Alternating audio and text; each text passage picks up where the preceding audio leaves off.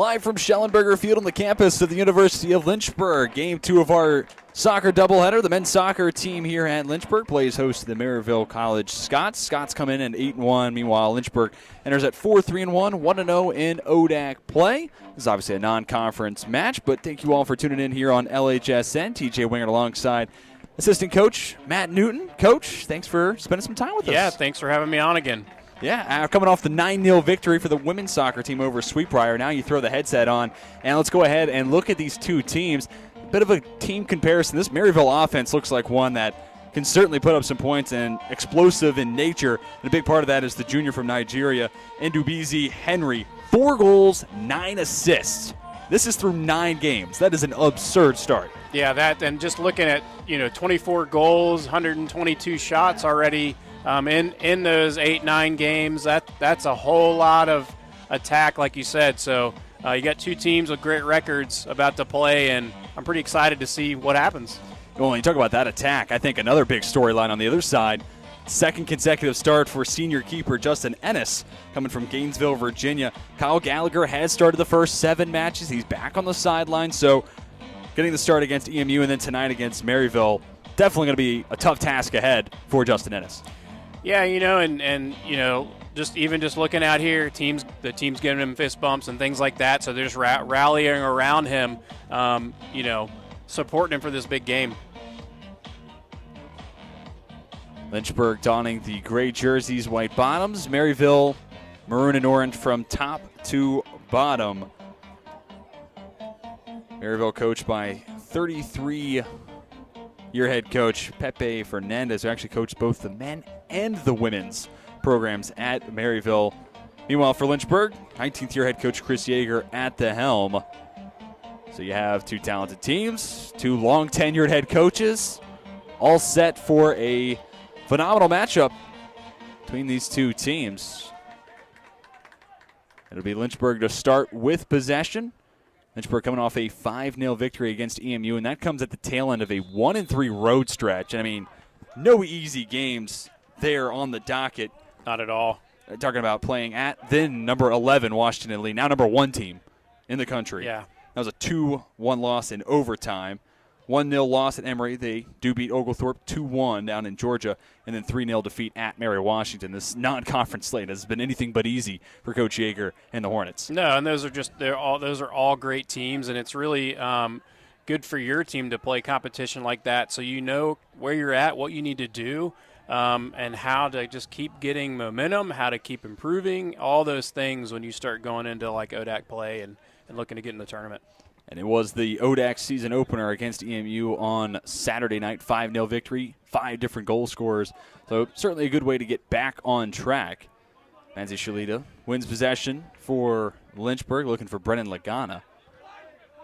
Pass broken up, looking for Henry. Carter Averett possesses, looks long. The intended target is Robles. Out to make the stop, Mikel Manfred, the junior from Tennessee, making his 6th start on the season, 9th game played overall for Maryville. 1.17 goal against average, save percentage at 77.5. And he picked up 4 saves in his last start in a 3-0 victory over Piedmont. So we talked about tough times in the rearview window, followed by a big win for Lynchburg. On the other side of the coin, 7 consecutive wins for Maryville.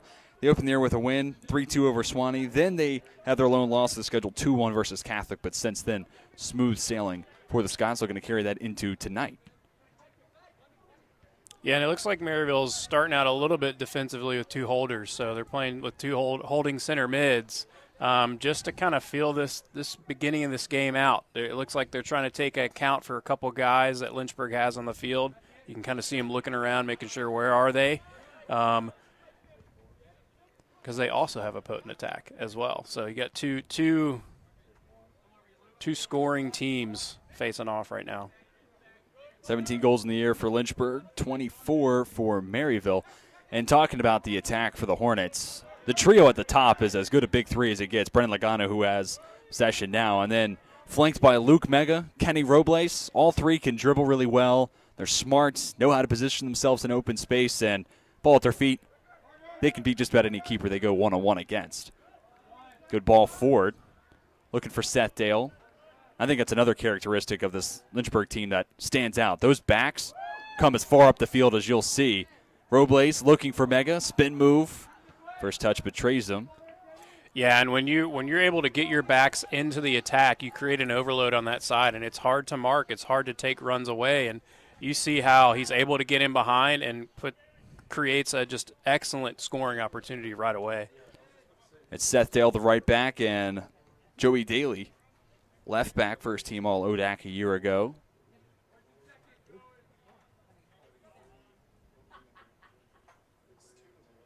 And a big reason you can play so aggressive and get those backs far up their field is how experienced those center backs are. Also, the wings have some experience. Dale's a junior and Daly's a senior. But Griffin Phillips, the senior, and then Nick Foley, the grad student in his 5th year with the program. Those two guys they've seen quite a bit over their tenure with Lynchburg. Absolutely, and if you need to, your holder can step in as a back, just pop in and be the center back when your center back slides over. And Carter Avert is as good as it gets in that spot. Lagana looking for space, unable to find any. Cleared across the far sideline. Throw in deep in the attacking third, coming from the Hornets. Yeah, it's interesting. I mean, Lynchburg's been able to get Maryville immediately kind of on the transition. So they've been able to get really in the attack once they win a ball and just go. We have Lagana to throw in.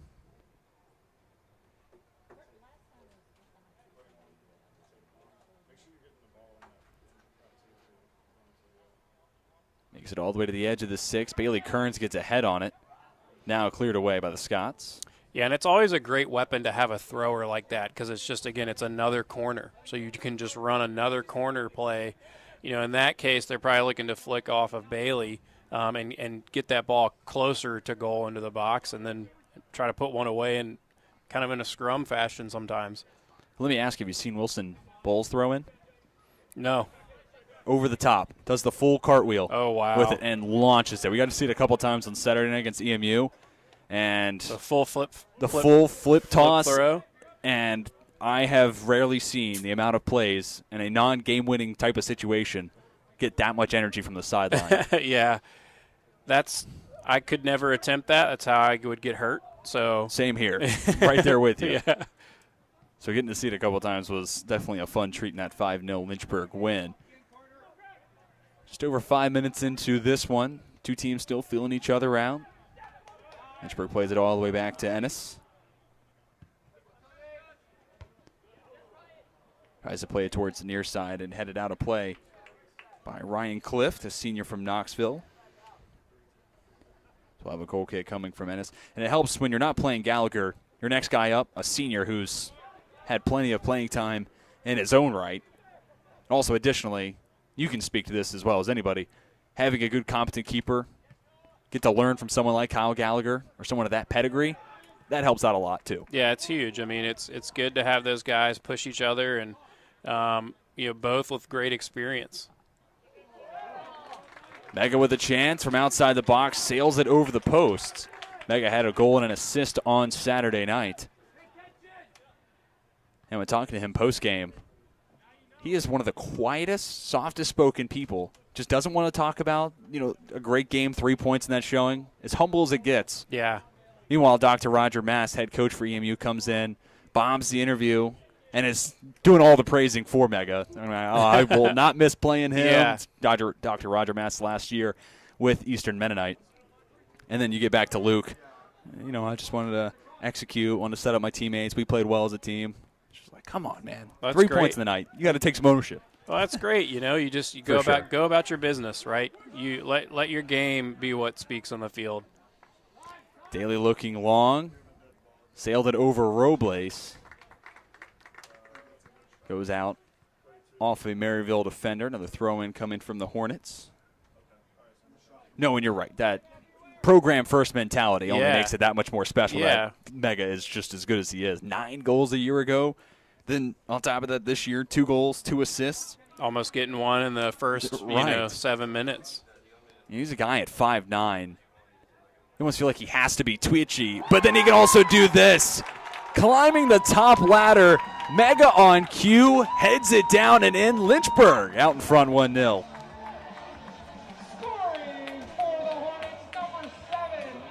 Yeah, and that's just exactly what you're looking for with that kind of throw, right? You're looking to get the ball as close you can to the box. If you can't get it in, like we see here, it's just an easy flick and then attack the ball right away. He heads it down, which is a great offensive header. It's hard to defend. Like if you head it up, the keeper just grabs it, and there's not much you can do, especially when the defender's also facing the goal. So that throw-in is always, always, always a weapon because it's basically a corner. And an assist to Bailey Kearns. How about him heading it up in a perfect spot for Mega? That comes from a pair of upperclassmen playing a lot of soccer with one another. Kearns, a senior, Mega, the junior, gets his third goal on the season. Must have hurt us. Yeah, it's hard. It's hard to defend that, and really the only way you can defend it is to not give throw-ins right there. You have to, if you're going to give a throw-in and you think the ball's going to go out of bounds, you have to just crush it up the field, even if it's just terrible for your possession percentages and all that kind of stuff. You have to not care because you have to play the game in a way that doesn't allow them to use weapons. Maryville looking for an immediate response. Swung out wide, looking for Henry.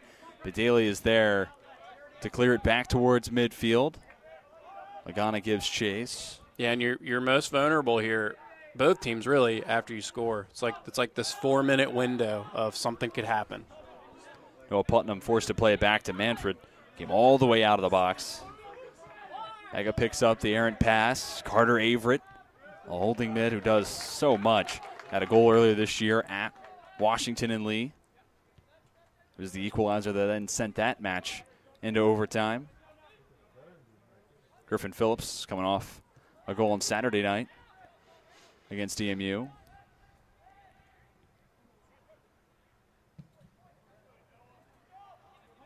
At the feet of Putnam. And I feel like you're seeing a little bit of a more urgency now out of Maryville. And is that something that you're trying to be aware of on the sideline? Hey, they just scored. It's that 4-minute window. Maybe this is the time we can press and get it right back? Yeah, I think there's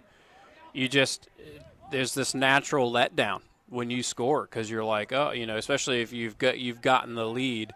And as a team, you have to be ready right away for that pressure. And then if you've been scored on, you want to try to get it back. It's teams that are just totally defeated that just don't go and try and get it back.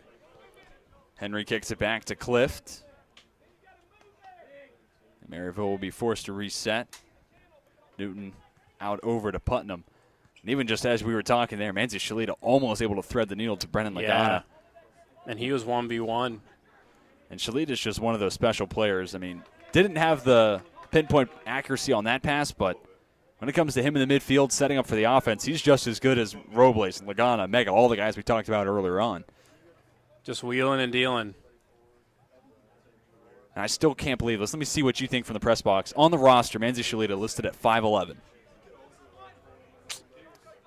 For me, maybe it's just his wingspan and his strides. Feels like he plays at 6'2", or something like that. He's everywhere. He seems taller. Shalita with it. I was trying to get a good look of him next to somebody when you said that. He wasn't around anyone, so I was towering over nobody. Yeah. Maryville looking for any sort of ability to sustain a prolonged possession. And Newton will watch it roll across the end line. Goal kick coming from Manfred.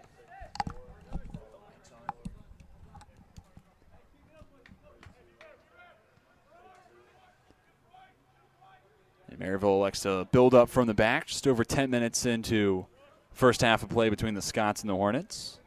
Maryville looking to make it 8 consecutive wins. Meanwhile, Lynchburg looking to make it back-to-back W's and improve to 6-3 overall. Vega creates the turnover, carries forward. Parlays it to Kearns. Tries to center up Lagana, headed away. Early on, time of possession, big advantage for the Hornets. Backheel pass and a beautiful one at that. Give and go. Now it's Robles to the 6.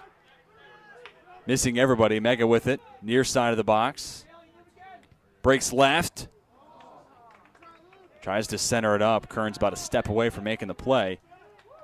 Henry trying to do anything he can to get out of the defensive third. Yeah, and that cross first, that was a great one too, and then that cross that came over bounced right to the guy you don't want it to bounce to, and so that was, I think Maryville was a little bit fortunate to come out of that. And Dubizi Henry putting on a dribble display, absorbs the contact. Foul will go against Lynchburg. We kind of healed it away. We got to be careful of that. You can do that enough times, and they'll give you a card. Henry looking long, near sideline. The intended target is Austin Vineyard, senior from Oak Ridge, Tennessee. Pass goes wayward and out of play along the near sideline. Yeah, that's a tough offensive pass, really. I don't know if he was looking to play off of people for a corner there, but I mean that curved right into the corner.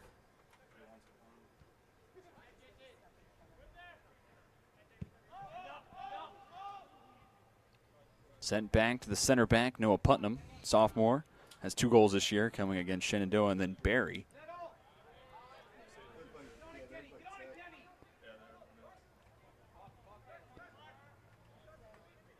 Dale gives to Averett.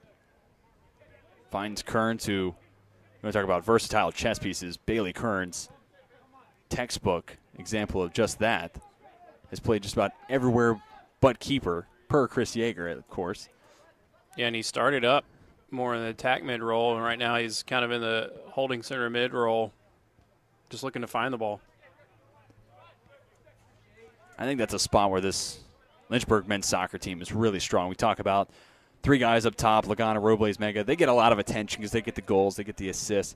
But Carter Averett, Manzi Shalita, Bailey Kearns right there in the midfield doing the nitty-gritty work. Set up chances the other way. Shot. Missing wide left. Vineyard in the snap of a finger. Well, yeah. Nearly tied this one up. That was a fantastic save because that was a fingertip save. That was going in, and he just gets both hands, the tip of his fingers on that. It's tough to get behind that defense, but you're right. What a save there from Ennis. Well, it's just some good combinations, and then just slip one guy in. Corner goes top of the 6. Rebound chance. Now swung over to Henry. Marked up by Kearns. Ooh. Redeflect. And in. Maryville ties it up 1-1. The corner bared no positive fruit, but ball kept alive, and eventually the Scots get the equalizer.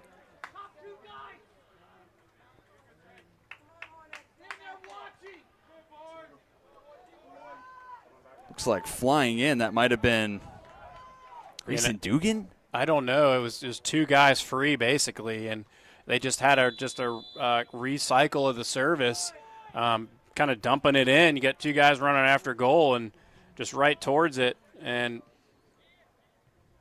popped it into the corner. And I was worried about our keeper he kind of ran into the post. I was concerned for him. I don't know if what he bumped into. Looks like they're going to credit to Craig McElrath, sophomore from Peachtree City. That is good for his 2nd goal on the year. He started all 10 games this year for Maryville. And the assist comes from Ndubizi Henry, his 10th on the year.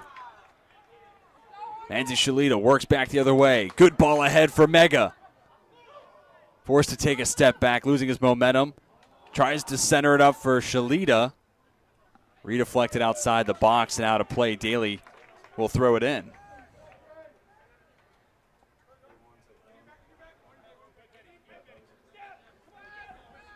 Henry now with 3 assists over the last 2+ games.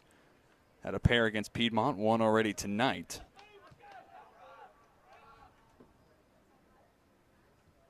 That was interesting.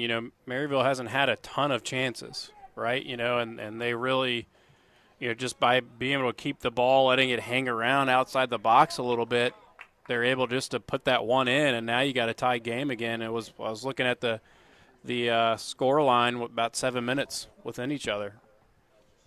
So despite time of possession being something that Lynchburg has been in the driver's seat for, a couple of chances the other way, Maryville has taken advantage.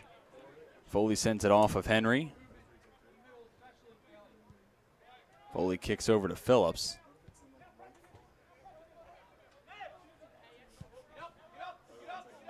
Now a brand new match. 1-1 your score at Schellenberger Field. Lynchburg struck first. Going ahead in the 8th minute. Score from Luke Mega, assisted by Bailey Kearns. And then in the 15th minute, the equalizer comes from McElrath, assisted by Henry. And it's interesting how different the complexion of this game sways after that goal to tie it up. It feels like Lynchburg in the driver's seat, as I said, getting chances in the box, could make it 2-0 here. Yeah. In the mid portions of the first half. Well, and they did counter super quickly, and you had Mega, inside of the 12 with the ball. Just didn't quite get the touch he probably wanted just to be able to go right to goal. Pass picked off by Clift. Lynchburg able to get possession right back.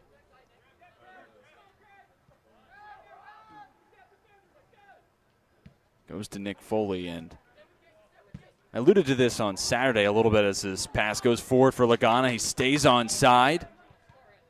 Has to play back, has it deflected off a Scott and across the end line.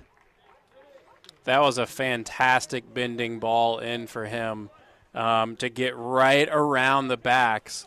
And the nice thing about that is, again, if you don't get the touch that you want right to goal when you have a ball bending around like that, you can at least get in line to either get the cross off, and if you don't do that and they pressure you, you get this corner. So you get something out of that either way. That's what you want out of a ball like that.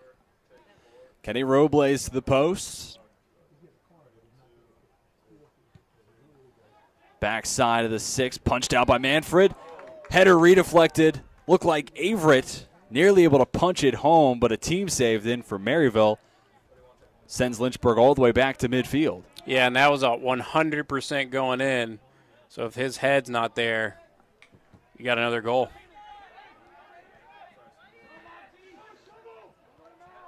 Newton tries to carry it forward. No numbers advantage for Maryville. Mega deflects the pass. Kearns fights with Newton. Robles on the near sideline. Draws 2 defenders. That's Clift as well as Henry. Tries to split the double. He split him, but just the third guy got him. Which, good problem to have if Yeah. you're Lynchburg. It takes 3 defenders to try to slow down someone. Yeah. In a game based on numbers and spacing, yeah, if one guy takes 3, that'll help you out somewhere else. Pretty good. Lagana, pass forward for Shalita. Attempted clear, now a shot, sailing well over the post. Yeah, and when you're a back and you get the opportunity to shoot right there close to the box, you absolutely go. But sometimes you're used to clearing the ball, and so it goes over. The junior Seth Dale certainly uncorked that one. Yeah. He was pumped. Entering the game for the Scots, number 13, David Clothier. Davis Clothier comes in, sophomore from Knoxville. First sub we've seen from Maryville. Foley heads this one down. Played up by Robles. Lands at the feet of Mega. He draws a second defender in Henry. Daly gives to Shalita. Now back to Foley. But to continue what I was alluding to before, that last chance for Lynchburg. If you ever have the chance to come out to a game and watch this Lynchburg men's soccer team play here at Schellenberger Field, or even go anywhere else when they're on the road, just try to listen as you can to Nick Foley and that role he has, not only as a center back, but team captain, and how much he's communicating, and really just gives you a nice insight to what really goes into an entire soccer match and how things are building and different adjustments and who moves up, who's moving back. Those little tactical changes throughout a match that make a world of difference. Well, it's so important, when you're looking from a defensive side of things. Shot misses high and wide. Yeah, I just wanted to wait till that shot got off. You would like to take care of things before it gets to you, Mm-hmm. So, like, if he can do anything to keep the ball as far away from the goal, or even him in some ways, as he can, and keep the ball up the field, then absolutely he's going to organize and try to keep everybody where they need to be. At the same time, if he's not on the ball, he has some of the best view of what's going on, so he can tell people, hey, get it out to Luke, or get it out this way, or make sure that you're looking over here because that's where the free space is. And that having someone to talk like that is just so invaluable in order to defend your goal and then attack and move the ball. You work with the keepers for the women's soccer program, and it makes their job that much easier. Absolutely. You're probably preaching the same thing there, where you have the best view of the entire field. And being on the sideline for a couple of the road games the men's team have played, even hearing just Foley call out how the defense is reacting to certain passes and sequences. Hey, this guy's coming forward. This guy's playing it back. You can have some space there. It's just amazing to understand how well he understands the game. Well, it's the same thing with your back line. You want to you're passing off people. You got to know where they are, and you just need to always be talking to them so that people just don't get through, or they're not just getting a free pass or anything like that. And the same thing with the goalies. They need to be communicating to the back line those things too. And a goalie, you want your goalie to be bored. It's funny you mentioned the communication part of it, because I always wonder. A lot of soccer players will wear, the heart rate monitors, make sure everything's okay there, but, trackers to see how much they've moved and how many miles they've run. I'd love to know how many words have been said. Yeah. How many sentences have been conveyed over the course of a game. You may not want to know all the words. Sure. Just number. Yeah. We don't need to know what, but just the quantity. We don't need to know the vocabulary used during the game, but you hope a ton, right? Some of the worst things is when you have a team that's super chatty and all kinds of stuff, like during practice, and it's good that they're having fun, but then you get them on the field and they say nothing. It's so frustrating. I mean, you'll hear all the time Coach Yeager say, talk. He'll yell talk because just communicating the situation is going to save you so much grief and give you a whole lot more success. And it's funny, you talk about someone who's been doing it for 19 years, and one of the things you'll most often hear him yelling on the sideline is talk. Yep. Something as simple as that. Makes a world of difference, no doubt about it. Henry defended by Daly, looking for space. Shalita pokes it free, lands at the right foot of Vineyard. Henry the first one to the loose ball. Trying to swing it over his Clothier. Bailey Kearns looks to bomb it ahead for Lagana. Cliff covers the necessary ground, but Lagana tries to work back towards the middle of the pitch. Well defended. The help comes. And it looks like a corner will be awarded to Lynchburg. Yeah, and that got a little interesting because he did kind of clip his heel, pulled his shoe off. So I wasn't sure if they were going to call, something on that. And on the far sideline, it looked like they were ready to call him offside. Yeah. Which was interesting. So a lot of different things could have potentially just unfolded, but goes down as a second corner on the night for Lynchburg. Robles back out to the post.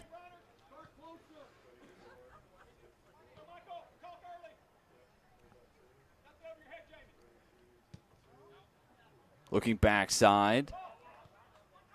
Averett was in the vicinity. Shalita gets it inside the 6. Ball still loose. Lynchburg moves ahead 2-1. Manfred came out too far. The rebound opportunity with an open net in front of them. Hornets strike again and move ahead. Yeah, and that's what happens on corners when you can't clear the ball. So you've got a ball that's come into the box, and then it goes back out, and it's right at the top of the box. Little scrum, easy goal. Looks like the keeper's wanting something for just getting hit, but no call there, and you got to keep playing. And, they did do one good thing, which Maryville had a player behind the keeper, which is good. That's good defending, but not much you could do about that shot. Now when Griffin Phillips unwinds one from 6 yards out. Second goal in as many games for the senior from Richmond, Virginia. And like that, the Hornets retake the lead. Getting to see the stat line we saw in the beginning of the game we talked about. Lots of shots, lots of goals already in these first 25 minutes. A lot of times soccer can be a sport that the struggle is the beauty behind it. Yeah. I don't think either offense has been struggling so far tonight. No. We've seen some good passing and good pace from both sides. Lynchburg's done it a little bit different compared to Maryville. They've controlled possession, but when Maryville gets chances like this, they get a couple of quick passes and they work right up the length of the pitch as quick as any team I've seen yet this year. Yeah, they have a really great, just offensive transition into the attack. They just quickly transition, and I think a part of their strategy is probably that. They're probably looking to just, we've won the ball, let's get it as forward as possible, kind of go from there. And so far, they've had people to combine off of, and it's created opportunities. So it's even if it hits this point striker, it'll go to him right away when they win the ball, and then from there, it's just this. They're getting guys, they're getting numbers forward. However, I think you're seeing also at times Lynchburg being able to transition at the same time when they win the ball. Maryville's got numbers forward. Boom, you can go into space and you can go right to goal, which we've seen, and then we get some corners out of that so far. Cross-sport analogy here. Think basketball. Big man gets the rebound and instinctually is looking for the outlet, trying to get on the break. That's what we've seen from both offenses so far. It's definitely like the fast break. In soccer that plays like basketball, that's not a sentence I envisioned saying today. Yeah, they're it's sports. It's playing sports. Some similarities. That was almost a handball. Instead, Daly looking ahead for Lagana. Pass is broken up. Clift to start the possession for Maryville. Gives it to guess who? Indubizi Henry. I will say Maryville's done a good job of having him touch the ball a lot. I mean, you want your best player to touch the ball the most, and he has. He didn't get the goal, but he might have assisted it. He did, he played the ball. 10th assist through 10 games now. Robles can do a lot of the same things. Lays off for Lagana. Able to pass it over with the left. Manzi Shalita, wicked bend on that shot. Great Forces hit. Manfred to lay out and send it across the end line. Another corner coming for Lynchburg. Yeah, and Lynchburg's just done a great job of you don't always want your shots outside the 18. You'd like for them to be inside. They're just higher percentage. But most of their shots that have been that way, I mean, they're on goal and they're dangerous, and that's fantastic. I mean, that shot from Shalita, complete 180, and immediately just the presence boom. of mind. Great bend on it as well. Not bad for the sophomore. There's something special about Manzi Shalita, no doubt about it. So Joey Daly will take the corner on the far side, taking advantage of the left-footed striker. Was looking for Phillips, who scored the second goal for Lynchburg, but corner is cut off by Manfred. 3 saves on the night for the junior.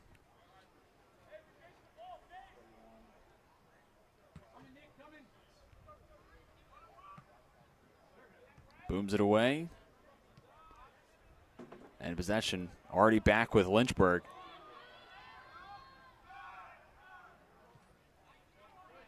Good angle there.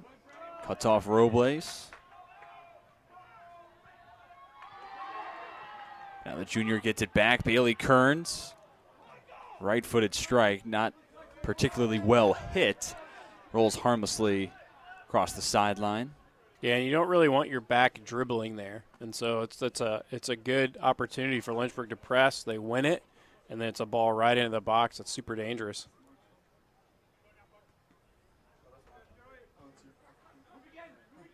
Lynchburg creates the turnover. Mega finds the seam, working to his right. Swarmed by 4 different Scots defenders. Forced to send it back to Seth Dale. Yeah, it was interesting. There's a little bit of defensive, miscommunication. That's back to where you're talking. I mean, one guy shielded him a certain way, and the other guy shielded him a certain way, and then nobody stepped. And then so he gets right into the top of the D right there.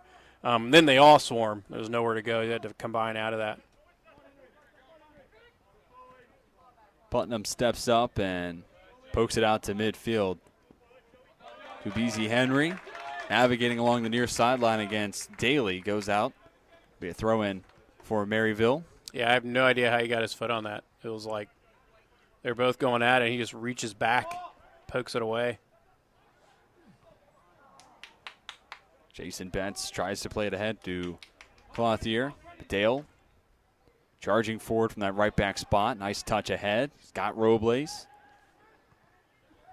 There's that 1-2, right? They've isolated an outside back. They're able to play 1-2 and play him back in. And had to reset it and go to this side for another 1v1.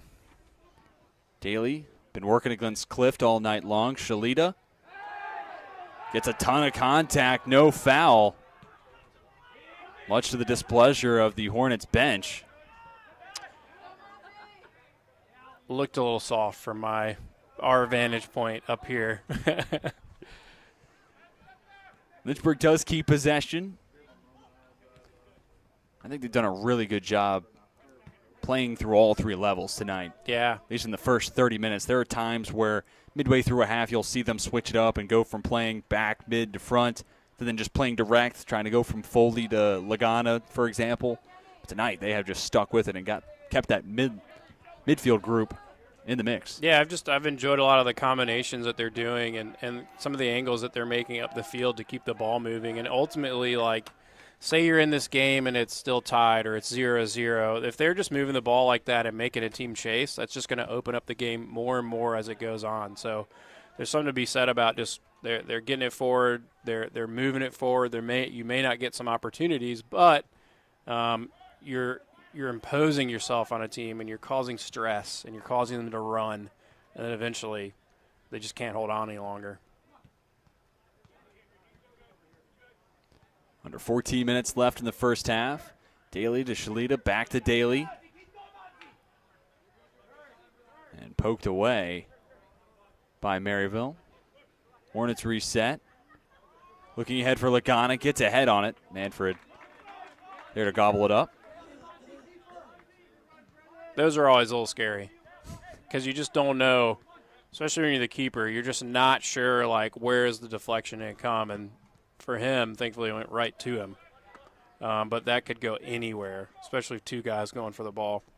Well, and how tough is it when you're also trying to monitor, is there someone else around? Yeah. Is this going to be headed down and deflected away? It's no fun, I can tell you that. A headache not worth having. Ahead looking for Lagana, goes out across the sideline.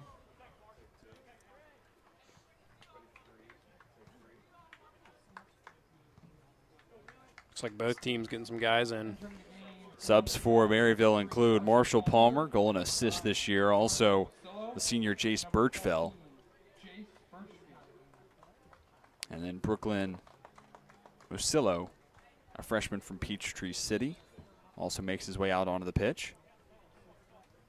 Are those the first subs of the half even? They might be, yeah. Mm-hmm. Counter that to the platoon swaps you were giving us in Yeah. the women's game. Yeah. And 7, 8 different people checking in and out. We got to, make you work a little bit. You definitely had me working. Mega tries to center that ball, has it deflected across the sideline, so a deep throw in. Give you some names to read. And y'all have a deep roster. Yeah. It is no shortage of potential people to pull into that one. 9-0 victory for women's soccer over Sweetbriar. Now 2-0 in ODAC play. Yeah, it's awesome. Taking down Guilford, then Sweetbriar. And then back at it tomorrow night against Mary Washington. Should be another good one. Eagles coming in 1-4-1. You can catch that game tomorrow at 7 o'clock here on LHSN. You can switch back and forth between that and then also Code Red and Cystic Fibrosis Night volleyball in action. Getting underway at 6:30. Long throw in from Lagana. Kearns gets a head down. Popped up and out of play by Liam Lovell. Lovell's one of those subs that once he gets out on the pitch, you feel the energy he brings with him. A key reserve to move up towards the top of the attack. He came on for Kenny Robles. And also with those adjustments, see Bailey Kearns shifted all the way up towards the attack. Yeah, he's truly been everywhere today. Some of the subs for Lynchburg include Zach Whelan, who sent it back to Nick Foley as he booms it back towards the attacking third.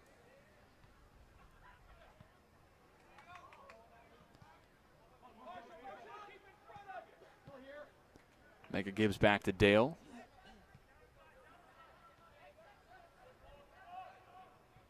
Kearns give and go with Lovell. Bears no fruit. Yeah, I thought Kearns might turn kind of out and back into his center mids and then combine from there, but they looked for that 1-2. But Lynchburg's able to keep possession and just reset the attack now. 10 minutes left in the opening set of 45. Mega works back to the center of the pitch. Marked up by Jacob Newton. Kearns lets it fly. Misses wide right. Like you said, Lynchburg has not Yeah. shied away from those shots from way downtown, that one from Kearns. Well, Mega did something that was really good in that kind of series of passing was when he got it that one time and then it didn't come quite back to him.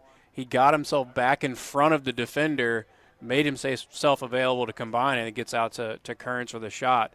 You could easily, as a forward, just be like, oh, I didn't get the ball, and just stay wide like that. But he recycles his run, gets it, combines, you get a shot off, and that's good work.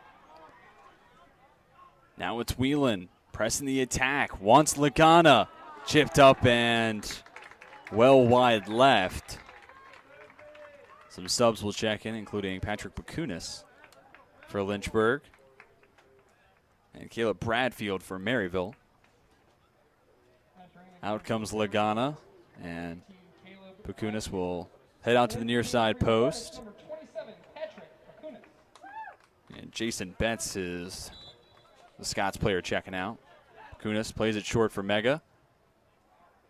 Looking for a shorter corner of sorts. Yeah. Chipped up once again. Bakunis gets a head on it. Leaves it just left of the top right corner. And that's for Mega, that's a situation where you could shoot or you just reset the angle of the corner like you did in that time. And it's dangerous because it resets the whole thing where everybody's defending the angle they're defending. Kearns fighting with Palmer. Lots of contact, so it'll go against the Scots. Free kick from just outside the attacking third line, under 8 minutes left in the first half.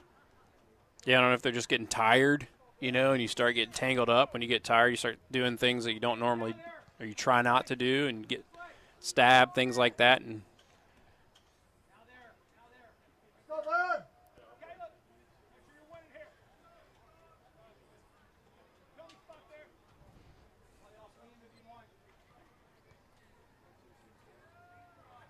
Mega takes the free kick. Has it miss? Well, everybody. And it goes wide left of the post from our vantage point. Looked like Whelan laid out and was trying to get a head down on it. Redeflected the other way. But that ball somehow missed everybody. yeah, and Lynchburg saying it flicked off on a Maryville guy, and so they were wanting the corner. So that was interesting. That was kind of a 9 live situation if you're Maryville for a ball to bounce like that in the. Nice play for Whelan.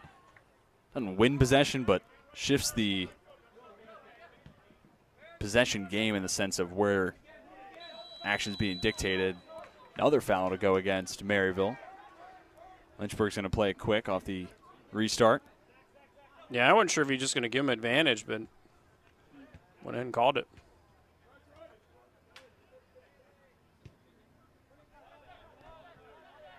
Mega sends it all the way back to Griffin Phillips.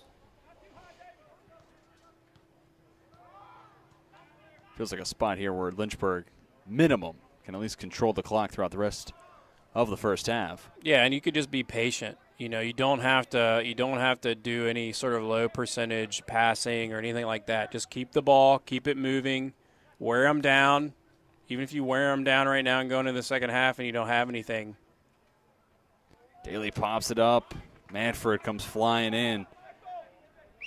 It makes them expend more energy, so when you do come out, they can't last as long in that second period. We're already seeing a couple of fouls here towards the first half. That could be due to fatigue, too, so that is certainly something you have to keep in your back pocket.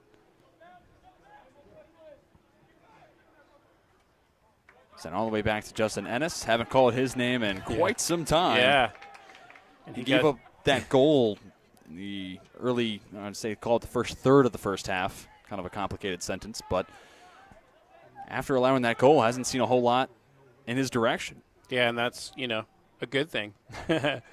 He got to do a little keepery thing there where you catching the ball and somebody's near you, so you're going to get bumped if you're near him, if you're the other opposing team. So challenge me at your own risk is what that says. Under 5 minutes in the first half. Lynchburg looking to steal one more. Stretch out the lead to 2 goals before the break.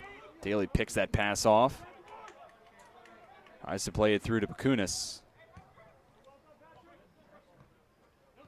Instead, the other way, here come the Scots. Swinging it out wide as Clothier. Lands at the feet of Birchville.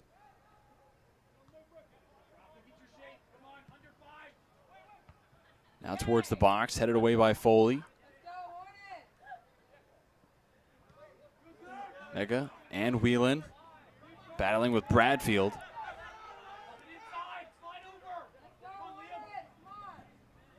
Clift works up the near sideline. The top of the box, Phillips has Scott get behind him. Clothier able to turn and fire towards net, laying out his Ennis for a big save. Yeah, that was huge. It was a good reaction to get down because that was honestly a great shot, and it's a hard one to get to when it's that hard and that low and in traffic a little bit. You know, you're not fully expecting the shot to get off quite that well, honestly.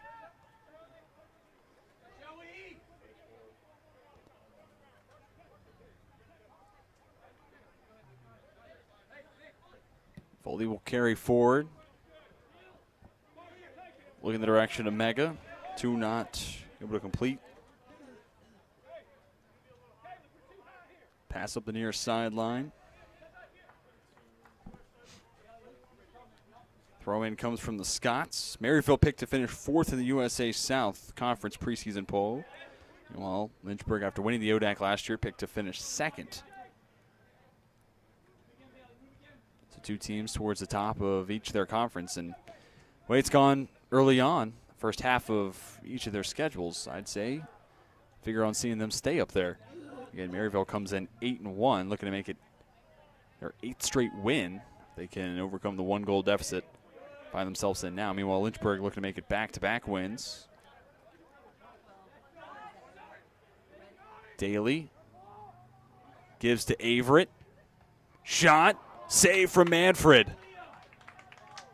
Bakunis maybe a step away from having the rebound opportunity. Yeah, and he's, you know, in some ways he's a clearing runner. So it's like you're kind of looking for somebody to come in behind him. In that instance, he might could have held a little bit.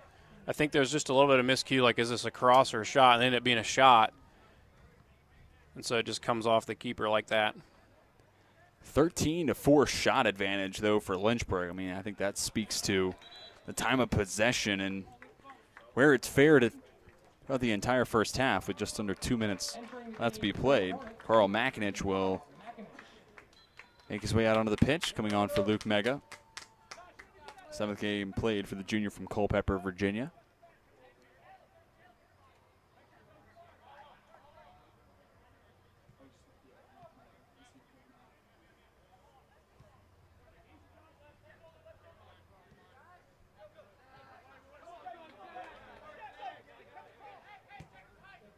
Daly looking along once again for Bakunis. And seeing Daly just a minute ago carry all the way forward, gave me shades of that Covenant game where he hits the first goal of the year, and it's because no Scots defenders in that one wanted to pick up Daly, so he said, hey, I'll do it for myself. About 20 yards out. Well, it was interesting. High right 90. There was no center mid in the space, and so he's just like, oh, I'll go into that space. Like, yeah, I've got the real estate. Normally you have either a holder or an attack center mid that's coming into a defensive position. You could easily see the back line, nobody in front of that. Hey, go ahead and go. And it created some tough situation to defend. Now we got another long throw here for corner-like situation. And it was a similar look that led to Lynchburg's first goal. Looked like they wanted Foley. Cleared away instead by Maryville. Less than 20 seconds left in the first half. Lynchburg will try one more time. Deflected out towards Kearns. Sends it long and over the head of Makinich, and that will bring a close to the first half between Lynchburg and Maryville. It has not disappointed. 2-1 your score from Schellenberger Field. We'll step aside and come back, reset, and talk about the first set of 45 between the Scots and the Hornets. So don't go anywhere. More between Lynchburg and Maryville coming to you on LHSN.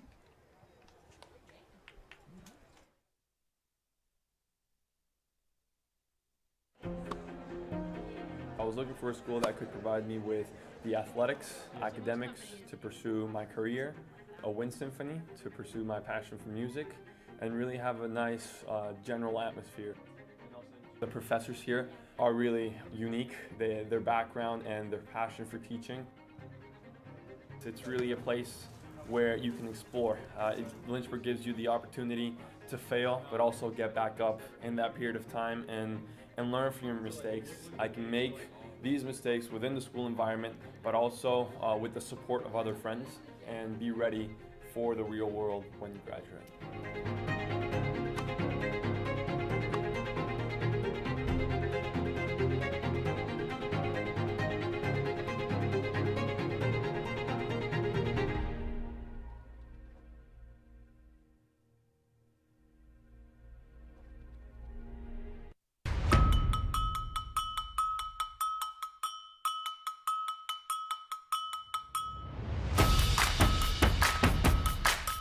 Living the dream. USA, Mexico. That was so exciting.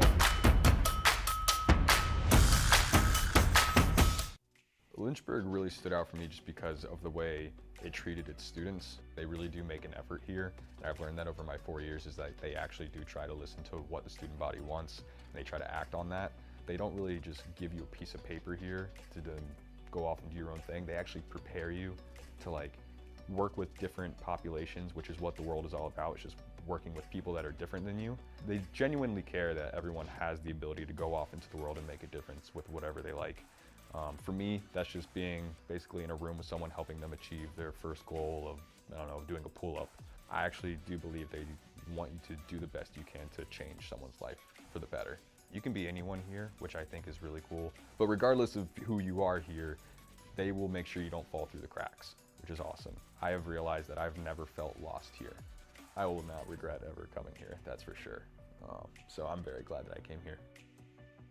Yeah, it's actually pretty awesome.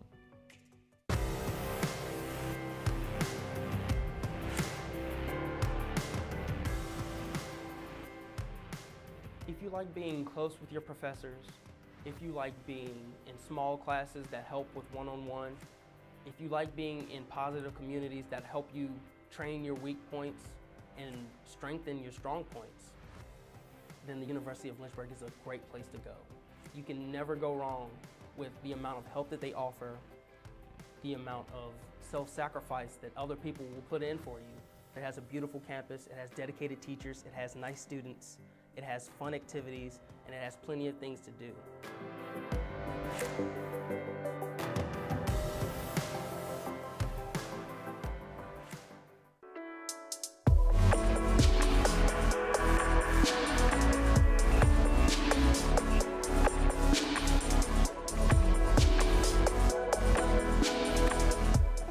Today's a rough day.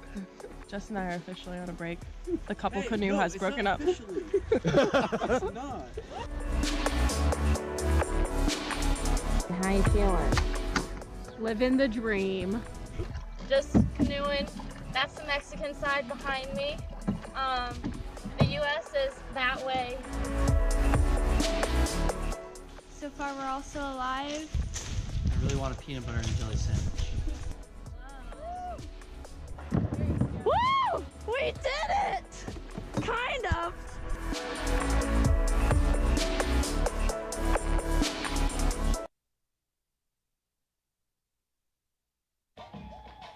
Live from Schellenberger Field, it's halftime between Lynchburg and the Maryville Scots. 2-1 your score. Hornets out in front of Maryville. We'll show you some stats from the first set of 45.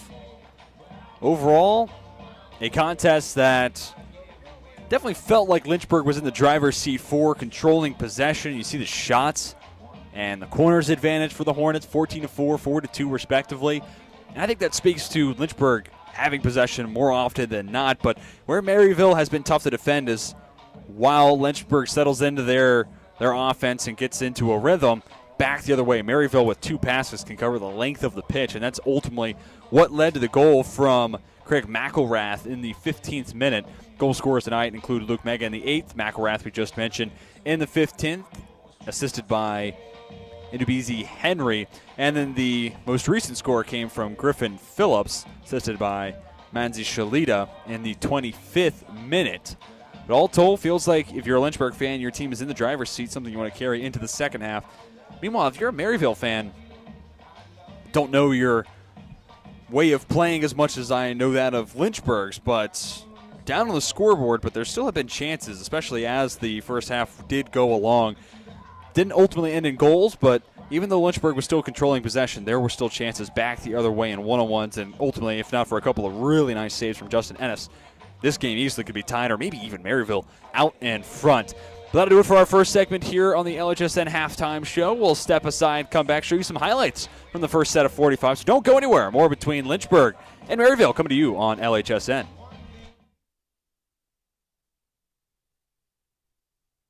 Never think that your donation is in vain, because you're helping out hundreds of students that are just like me, who need a shot and who are getting one. Without donations, without you individuals that are helping to donate to the university and the Lynchburg Fund, there would be no student body president Davion Washington. There'd probably be I'm stuck at home, Davion Washington. Not only is your donation building leaders, but it's building leaders like myself and others that will hopefully want to pay it forward one day and do the same thing. I know for a fact that, when I have it, because I will, I want to give back to this university that provided me a home for 4 years.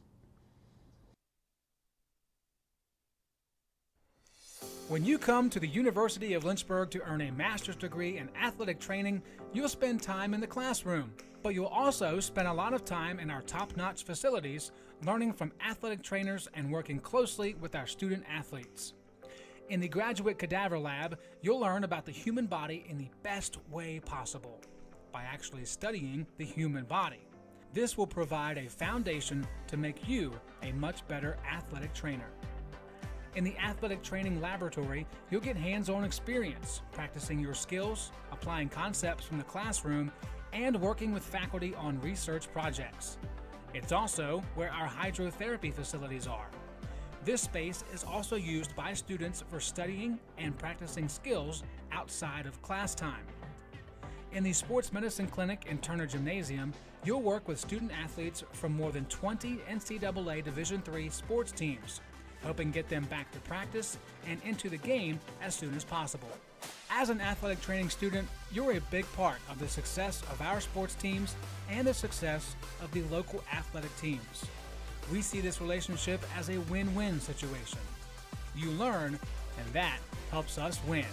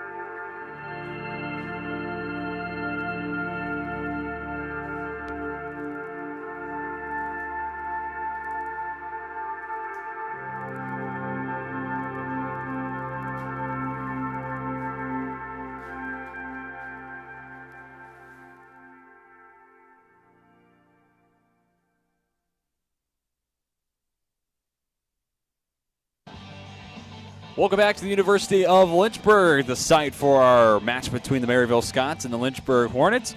You're watching LHSN. TJ Wingard here with you. We'll have Coach Matt Newton back on for the second half of action. We'll show you some highlights coming from the first half and a really entertaining 2-1 match.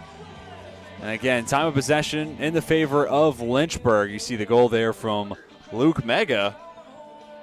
Able to climb the ladder and at our first goal. And then here's the retaliation and the equalizer, assisted by Dweezy Henry, with the goal being scored by Craig McElrath. And then here is the final goal. Assist goes to Manzi Shalita, and goal scored by Griffin Phillips, his second goal in as many games. And then we got to see a couple of nice saves late in the first half from Mikkel Manfred, the junior keeper for the Scots, and then the senior keeper, Justin Ennis, made a couple of big stands in the first half, in the mid to later portions of that opening set of 45. That's a big reason why it's not a 2-1 game. And again, it's really tough to be Justin Ennis in the spot where Maryville isn't having sustained runs and you're always awake. You're always present there. Not that Ennis isn't when Lynchburg's on the offensive end, but it can be easier to just let your guard down for just half a moment. And Maryville's been very keen to try to work back, let Lynchburg build up the attack, and then you shoot back with two passes the other direction, and you have a numbers advantage. And that's what resulted in the goal for McElrath. And there were a couple of other chances. I mean, the early scoring was Davis Clothier. He got behind Griffin Phillips, spin move, shot on net, and then Ennis had to lay out, come up with a big stop there as Clothier was trying to go low and right 90 against the senior. And, you know, if not for plays like that, in a 2-1 game, obviously we're talking about a very different situation here at the break. But it is a 2-1 score. We're going to step aside one final time, come back with the second half between Lynchburg and Maryville. So don't go anywhere. More between the Hornets and the Scots coming to you on LHSN.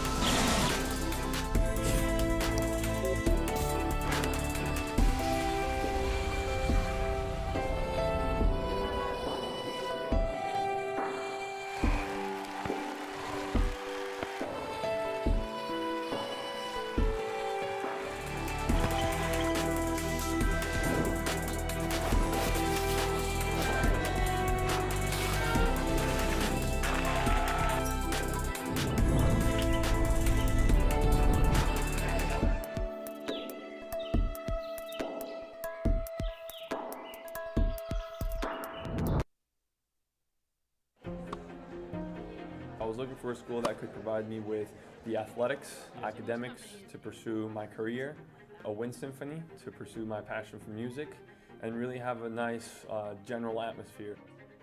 The professors here are really unique, their background and their passion for teaching. It's really a place where you can explore. Lynchburg gives you the opportunity to fail, but also get back up in that period of time and learn from your mistakes. I can make these mistakes within the school environment, but also with the support of other friends, and be ready for the real world when you graduate.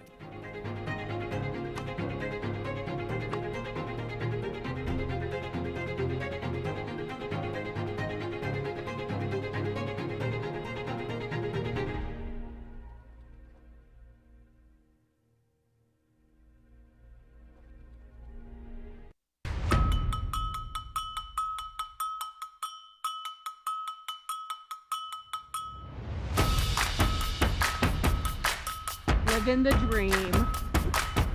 USA, Mexico. That was so exciting.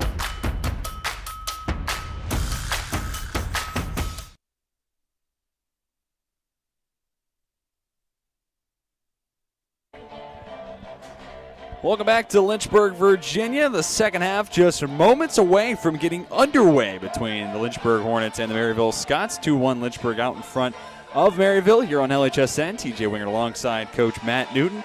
And Coach, as we get into the second half. What are some of the adjustments you'd like to see both sides make? Maybe start with Maryville. Yeah, I think if you're Maryville, you're looking to limit opportunities. So what did you do in the first half that was causing these balls to get in behind? Are you putting enough pressure? Is your press locking things off and keeping the ball where it needs to be? And I would say it wasn't, right? They were able to play through. They were able to combine. They were able to get in behind. And so you're looking to – you don't have to be totally defensive because you need to win the game, but you need to not come out here in these first, 5-10 minutes and let a goal go in. If you're Lynchburg, you just look to keep the ball. Keep moving the ball. Keep breaking them down. Keep trying to get in and behind because you did have a lot of 14 shots in the first half. That's a lot of shots. Yeah, 14-4 advantage. I mean, that just speaks to the time of possession advantage, which, give credit to Maryville. Did a good job in response. They would absorb that Lynchburg attack and then be able to counter just a couple of passes. But especially here in the second half, feels like possession is going to be massive in deciding a victor. Lynchburg looking to hold on, can make it back-to-back wins and improve to 5-3-1 before jumping back into conference play at Washington and Lee this upcoming weekend. Manzi Shalita presses the pace forward, wanting Brennan Lagana. The pass maybe a step too far behind from leading Lagana. Meanwhile, on the other side, Maryville looking to overcome the goal deficit, make it 8 consecutive wins. Keep in mind, this team went 3-5, 2-4 in the USA South last year. So 8-1, already out to a fantastic start. They can overcome the goal deficit, have a chance to improve to 9-1 with 8 consecutive wins in this stretch.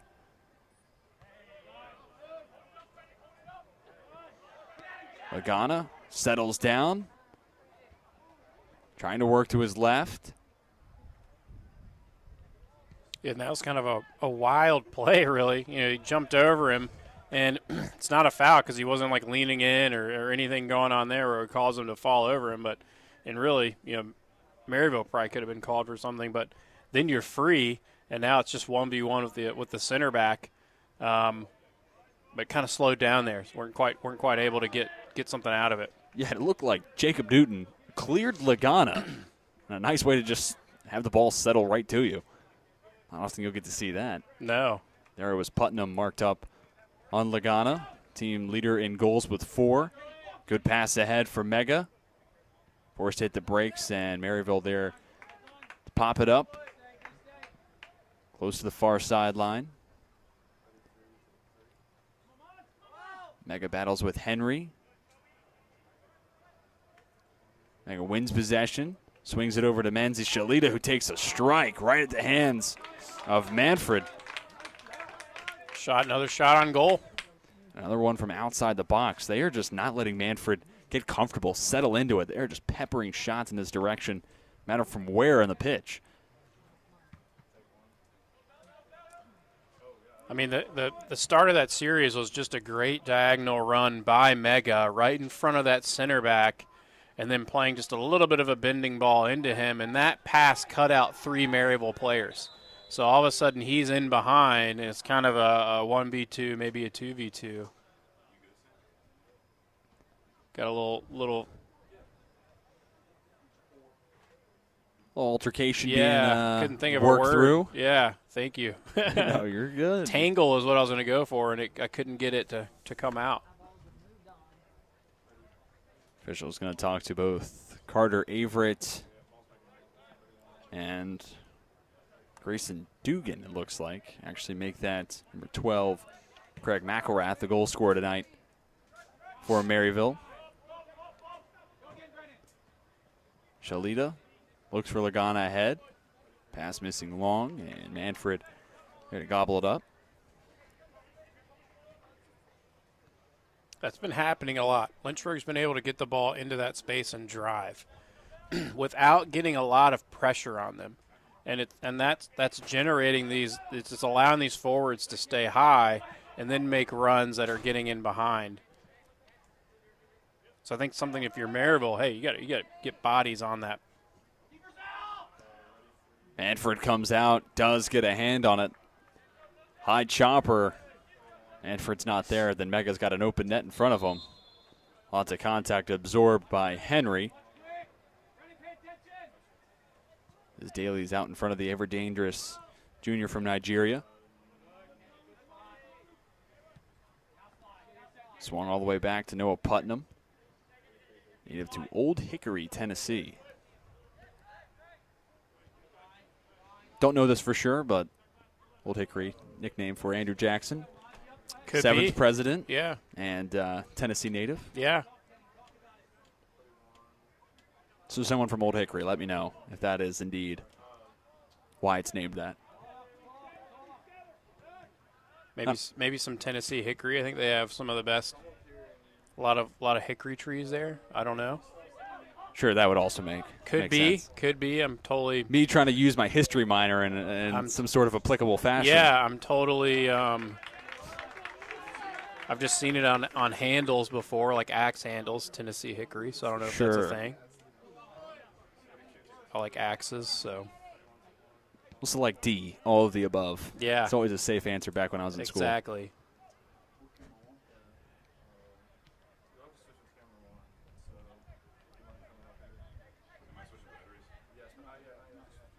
Henry defended by Shalita. He'll swing it out to the near side.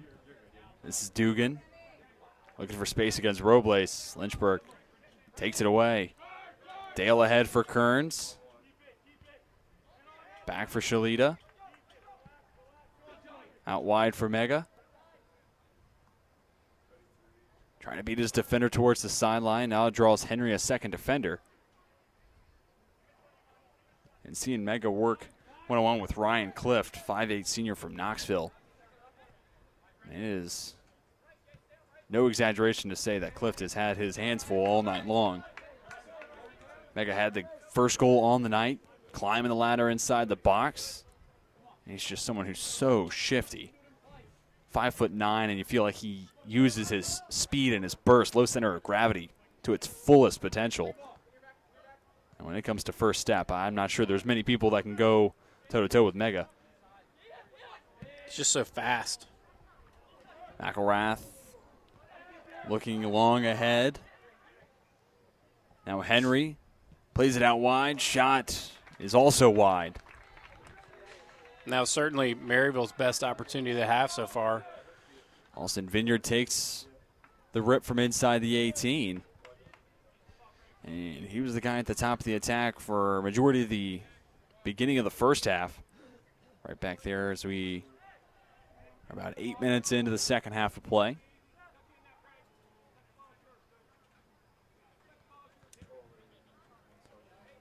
Ennis booms it away.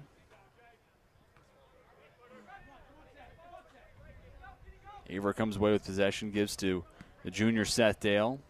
Finds another junior, Kenny Robles. Good decision by Kenny. Bailey was technically open, but he was square to him. That was an easy ball to pick. Maryville was kind of waiting to pick it. Nice move from Lagana. Chips it towards net. Manfred is there. Right behind him, though, was Kenny Robles and Luke Mega. So a good angle there for Manfred cutting off that play. And going back to talk about Robles and singing his praises, look at both his goals this year. The first coming against Covenant, the second on Saturday against EMU. And both times, it's him just taking a defender one-on-one, putting the moves on display, creating space. And not only can he get himself open, then his ability to finish, his touch. Yeah. I mean, it's second to none.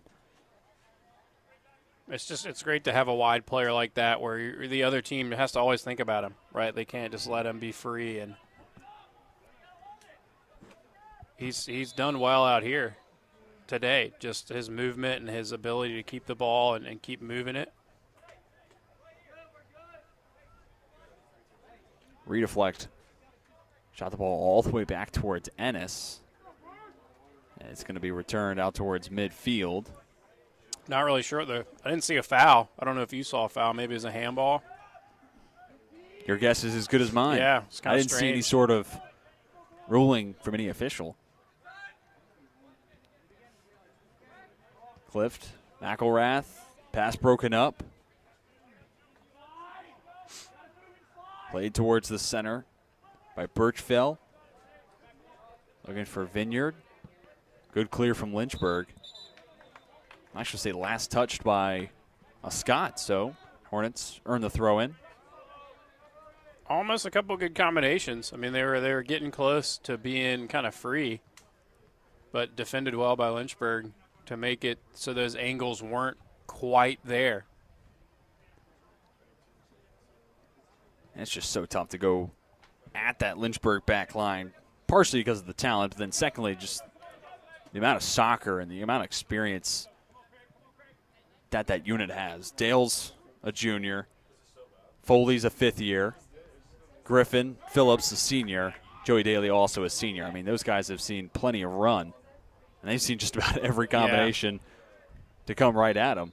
Well, and obviously that helps, and the best way to get better as a player is to play in games like this and is to get that experience on the field, and they have that, so it allows them to handle so many different situations well.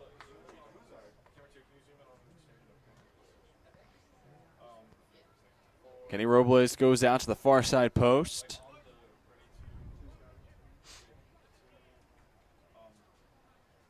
First corner of the second half. Right to the center of the 6. Looks like Averett got a head on it. Pops it up over the post. Goal kick coming from Manfred.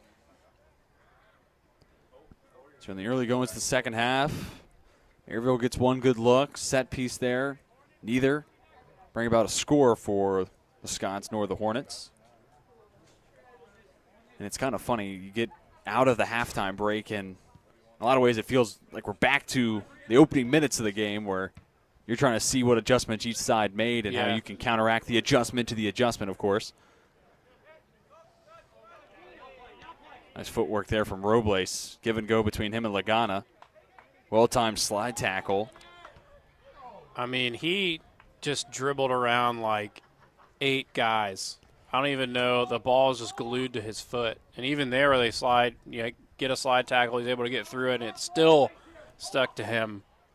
It was Jamison Elmore who got a foot on it, and it wasn't even totally a full tackle. It's just more so he disturbed and interrupted the timing of everything Robles is doing, and it was just enough.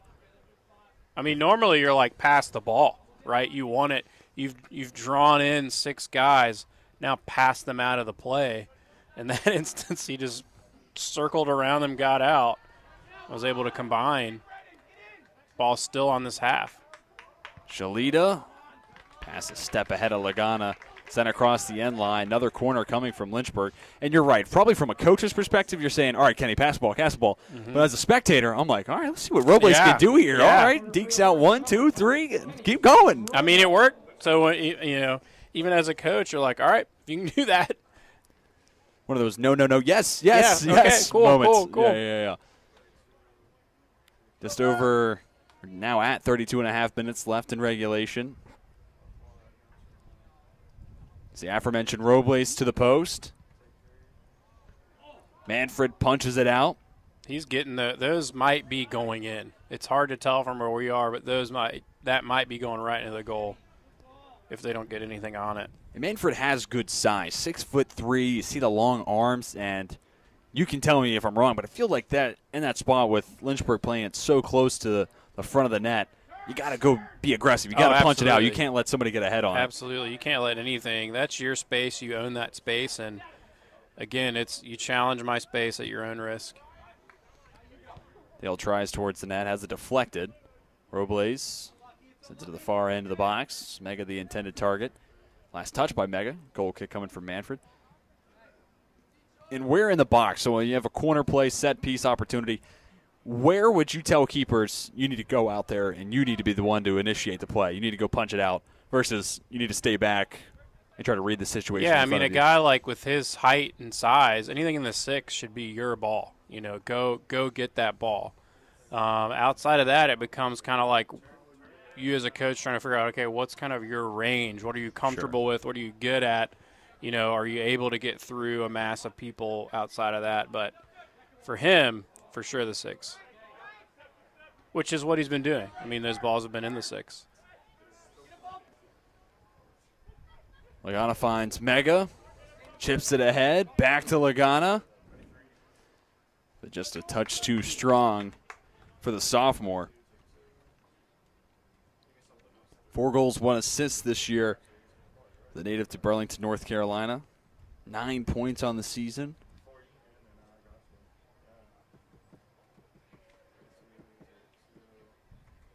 And again, it's going to be Manfred with the goal kick. A little bit of a lull almost, you know. Balls are kind of going out of bounds a lot right now. We saw the 3 goals in the first half, and then here, the onset of the second half, fight for possession. And seeing some less mistakes, therefore less goals, less points put on the scoreboard. We're used to all that action, though. They set the tone in the first half, so now we're waiting for 3 more scores. Yeah. You're right. We thought there might be some, you know, just intense. But instead, it's gone back to something we sort of alluded to in the first half, that struggle where that's what you're keying in on, and that's kind of the part of the game that becomes so beautiful.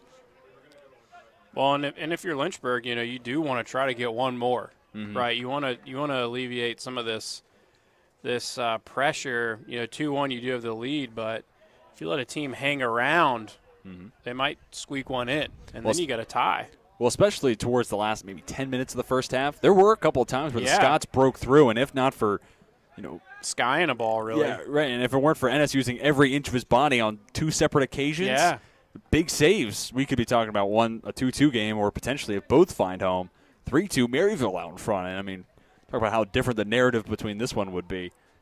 I mean, that is a really interesting what-if scenario. But Ennis both times able to answer the call. Right now in line for the win. Ooh. Kearns let it rip there. Kind of. Sometimes, you know, refs, hey, you're protecting yourself. They won't always. Of course, it was kind of his back was to him, so he didn't see it, but could easily have made a handball argument.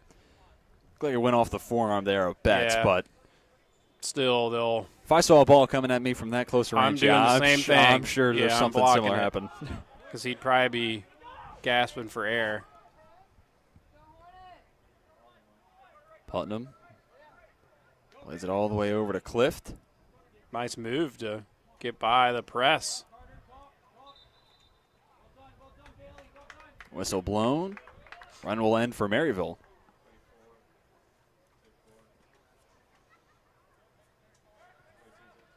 So just over 17 minutes in the second half. Just 2 shots so far in the second half, both coming from Lynchburg. Player down on the field.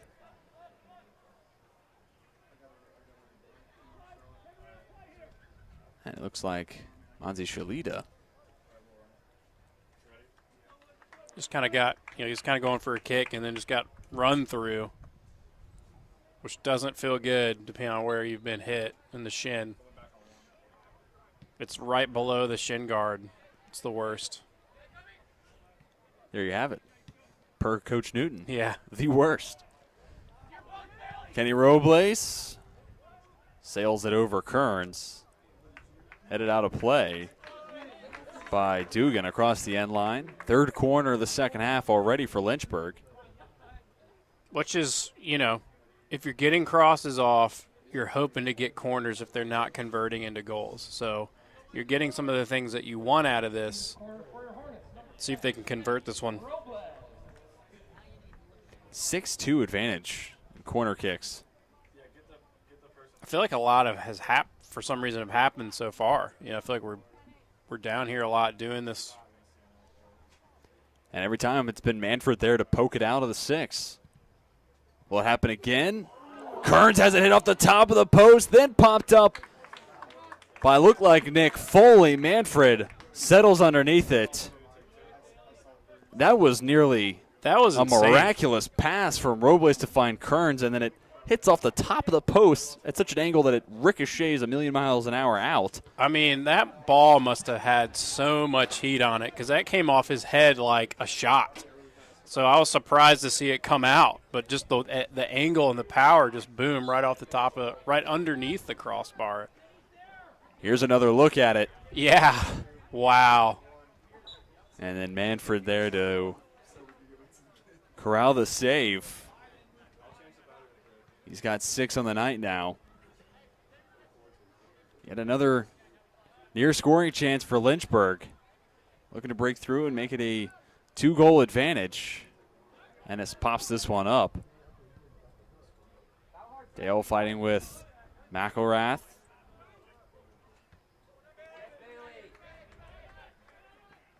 Cliff swing and a miss.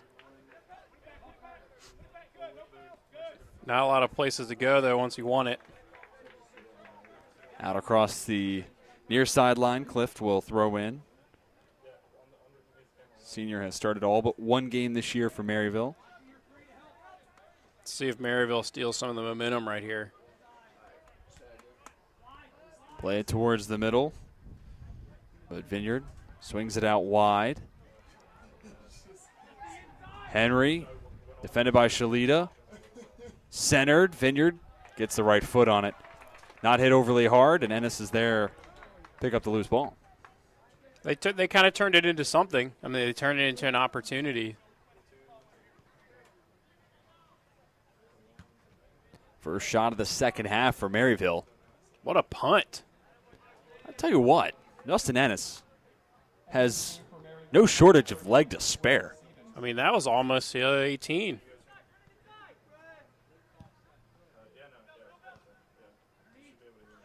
And when it comes to shifting the field possession game, I mean, Ennis has been fantastic.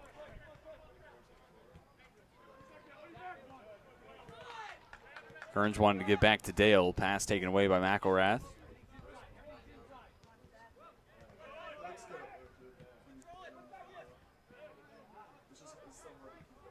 McElrath wins it back. Here's Henry.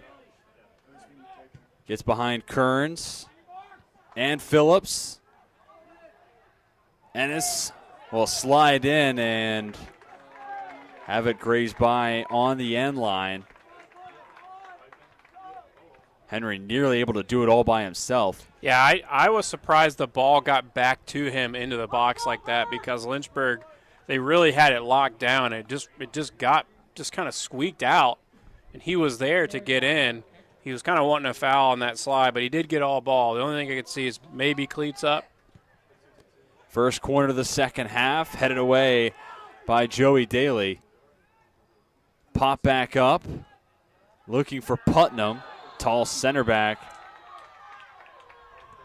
Will have the foul go against him. And player down for Lynchburg.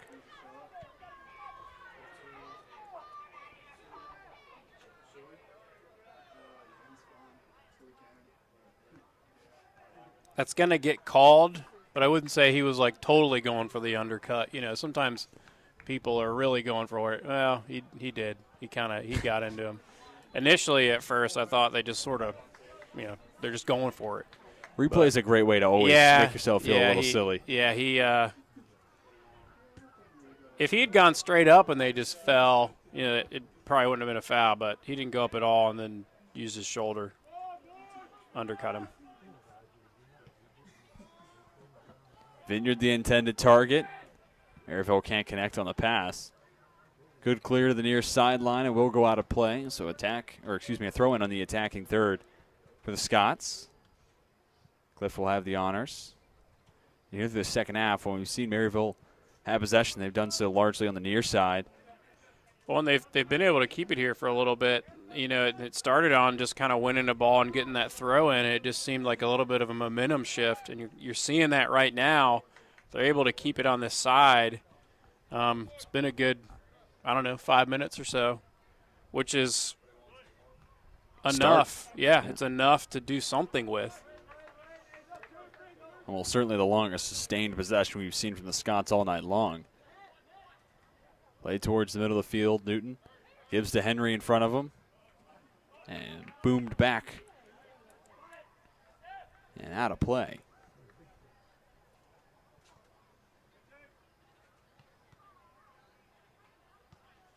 I think a name that you haven't heard a whole lot here in the second half is Dubisi Henry. Yeah. Heard a lot, and then you made note of it in the first half. Did a really good job making sure he had the ball at his feet. But here in the second half, give a lot of credit to Lynchburg.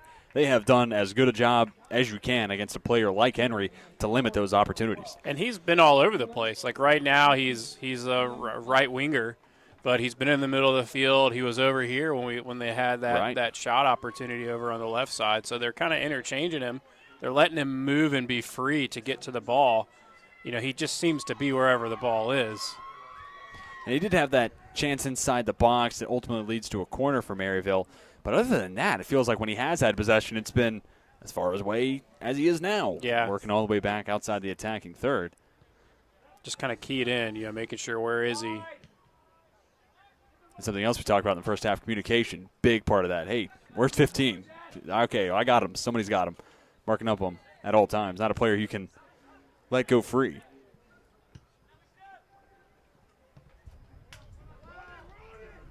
That was a pretty good press by Maryville. I mean, they forced the ball right where you want it to be to win it. Then you force the back to where their only way out is a low percentage clear, and you're ready to win that clear. Less than 20 minutes left in the second half. Maryville looking to tie it up. It's been 2-1 since the 25th minute when Griffin Phillips moved Lynchburg back in front. Next goal kind of puts this where it'll be. Like if Lynchburg scores, that's kind of the dagger. If Maryville scores, then you've really given them some momentum to maybe get another. You got to be careful, but get a break and get in right here. Shalita leaves it behind Mega. That was eerily reminiscent of what we saw from Maryville in the first half. Snap a finger, next thing you know, you see an equal numbers advantage back the other direction. Shalita just leaves the ball behind Mega. Nothing doing for Lynchburg. Scots are off sides. You've definitely seen the ball in the middle of the field more, you know, in this middle of third more in this half, where I felt like last half it was a lot of just boom, boom, boom, just this fast break back and forth, back and forth. Here it's much more kind of ticky-tacky, you know, moving it close passes. Poetry, sports, and live action. You said in the first half it was definitely you were living at either end, either attacking third, but here in the second half it's been, like you said, a lot more decided in the possession or middle third, which may not result in as many goals, but if you love the game, it's just as entertaining. Seeing the tactics of it all break down in front of you. Missile coming from Daly, Mega able to handle it. Now jarred away, and Maryville playing across the back line, looking to build from the back line up.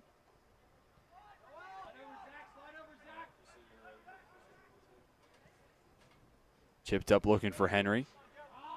Daly in front of him. Now Vineyard. Foley trying to track him down. The shot. Wide. Vineyard nearly tied it up. That's what Maryville's been building towards here in the second half. That runaway chance. Yeah, and he just made a great diagonal run. Again, these diagonal runs, getting in behind. So he split those backs. So one, you totally take one out of the play. The other, they're having to run with you deep into that final third. And you have both guys running towards goal as an attacker and a defender, which is not what you want in that scenario because anything can happen. And, you know, he gets a shot off that from our angle. I mean, looked like I thought it was going in. So. And with Foley tracking him down from behind, and then Ennis is charging in, trying to get big, cut off the angle. It did miss by much, but a big miss nonetheless if you're a Hornets fan. The player was down for Lynchburg, nobody checking in or out, so looked like Foley is going to be okay and able to stay in. He's actually trotting towards the sideline now. A couple subs did come on for Maryville, including Tristan Skelton, senior from Tennessee, as well as number 13 Davis Clothier, who played some big minutes towards the end of the first half and almost had the game-tying score. Got away from Griffin Phillips, turned around, 180 shot right at the 18, and then Ennis needed every inch of his 6-foot frame. Come up with a big stop and keep it at 2-1. And Foley did just check out, and Bailey Kearns comes out onto the pitch. Looked like they move. Did they move Averett into the middle as a center back? Yeah, and then so Kearns is playing that holding right now. And how nice is it to have someone like Carter Averett just readily available to just slide back from holding mid to playing that center back, and honestly, just does about just anything that Coach Chris Yeager needs him to. Yeah, and that role is not super different than a center back. You're like a center back just further up the field, so you just typically have a little bit more technical ability, and you're a quick distributor, ideally. And so, but you play it tough like a defender, right? You are kind of the gatekeeper to getting to the back line, so you usually make your presence known when it's time to go in for a tackle and stuff. So Foley working with the athletic trainers on the sideline. As mentioned, Averett slides back to the center back spot, and coming in for Averett's holding mid position, you'll see Bailey Kearns. But we say that Lynchburg is about as positionless brand of soccer as it gets. I'm sure Kearns will be like point striker here in about 3 minutes. Sometimes it feels more like hockey, where these guys are just on lines and they're moving all the way up the field and then back. The only thing I could say is maybe they're moving some speed into that spot just to kind of start as you're getting 15 minutes here. You're looking at, okay, I got to kind of close this game out. Newton, pass picked off. Luke Mega wanted Shalita. He was open too. Just one touch extra. Got him. Big pass breakup from Will Stevens.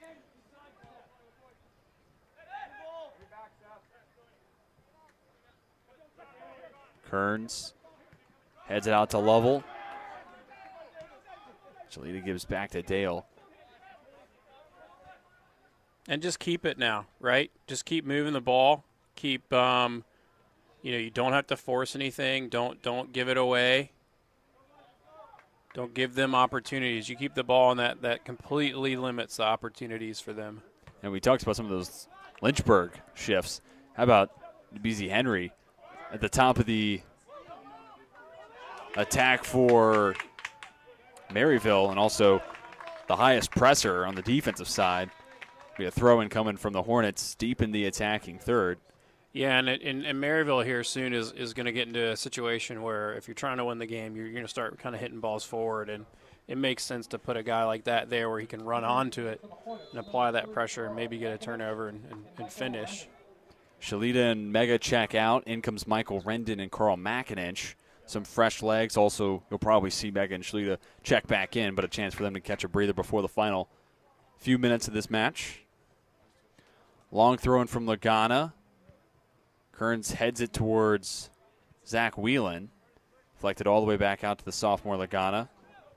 Rendon grabs the jersey of Henry. And reaching for the card, Rendon will get the yellow. A little bit of a professional foul there, as we would say. You had a lot of guys in the box, and so you don't want them to get a break like that going to goal. And so even though there may not be another higher player, there's still only maybe one player behind him to defend, and so you slow that down. And now the Lynchburg defense is set, and it's a free kick from the Maryville half of the field.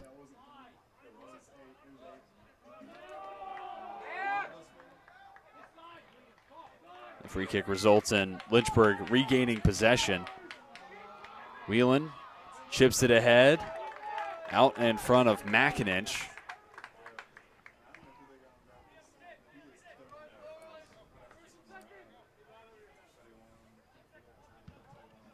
Still only one shot in the second half so far from Maryville. Nice play there from Liam Lovell. Heading it back towards the near sideline, forcing Maryville to throw in. Betts looking for space, has it poked from him. Whelan picked up by Putnam. Kearns ahead for McIninch. Right to left, deflected away twice. Are you kidding me? Mikkel Manfred with two miraculous saves, a span of 3 seconds apart from one another. I mean, I felt for sure one of those was going in, and I don't know if he got it with his spikes or maybe there's his hands. There, that was his hand again, just swatting it down. I mean, he's on his butt. That's way to keep your team in the game. Hand-eye reflexes for days for the junior. And like you said, it keeps Maryville in this one. Makinich with pace forward. Hits the brakes, try to get past. Looks like Grayson Dugan. Unable to do so, though. Throw in on the far sideline. Also some really nice moves on those 2 shots for Makinich. Yeah, he's really brought a little bit of a burst to the attack, I feel like. He's gotten in behind a couple times already. Bakunis over to Laval. Dale plays it to the middle of the box. Bakunis had it for a second. Lynchburg resets. Lowell gives all the way back to Griffin Phillips. Has not left the pitch. Neither has Carter Averett next to him. Yeah, and that's fine, right? Like, you've got all of Maryville basically in their 18, so let's draw them out a little bit and keep moving the ball. Try to get a quick slip after you get it to one side and get back to the middle.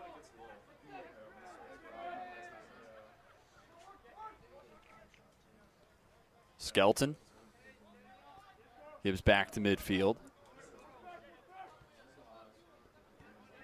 Betts over to Clift. Wanted Clothier. More subs. Marshall Palmer coming in for Maryville. Robles and Foley back into the match for Lynchburg. Out comes Michael Rendon and Liam Lovell. Palmer tosses towards the near side corner. Clothier has it deflected off the body of Carter Averett. Yeah, and they were almost kind of playing for that. They were trying to get this corner off.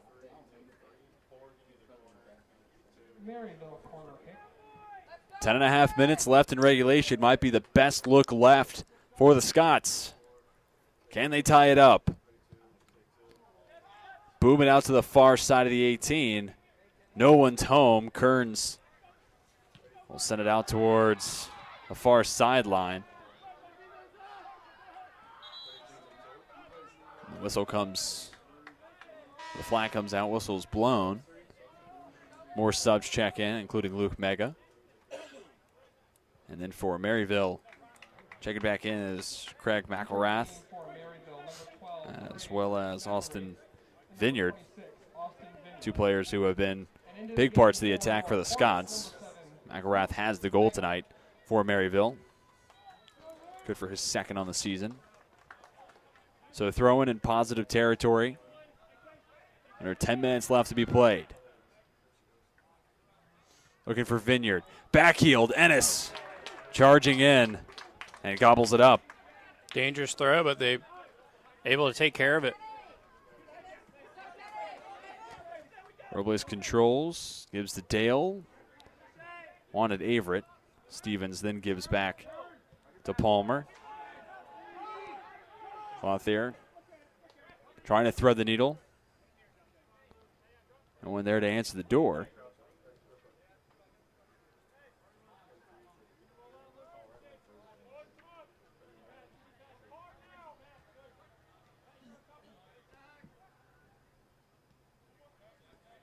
Now you can feel that press coming higher and higher up the field for Maryville.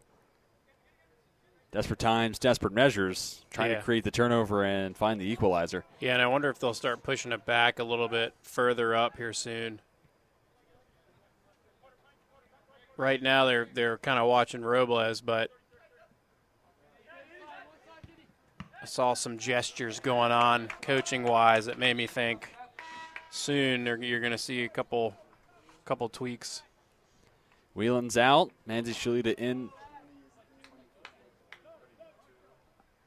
Also coming back in is Jace Birchfeld, senior from Maryville, Tennessee. Jace Burchill. And into the game for your Hornets, number 20, Manzi Shalita.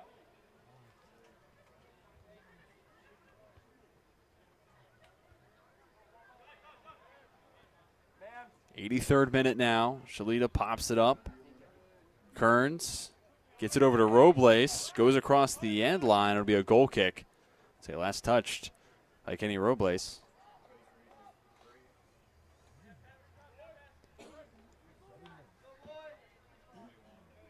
Now a 20-5 shot advantage for Lynchburg. And of those 5 shots for the Scots, only 1 in the second half. The defense today for Lynchburg has been suffocating, to say the least. Bakunis looking for Robles. Pass offline. All 3 scores coming in the first half, if you're just joining us. Instead, the second half has turned much more into a war of attrition. Maryville trying to wear down Lynchburg to find the equalizer. Meanwhile, Lynchburg trying to wear down Maryville, hoping to hold on to the 1-goal advantage.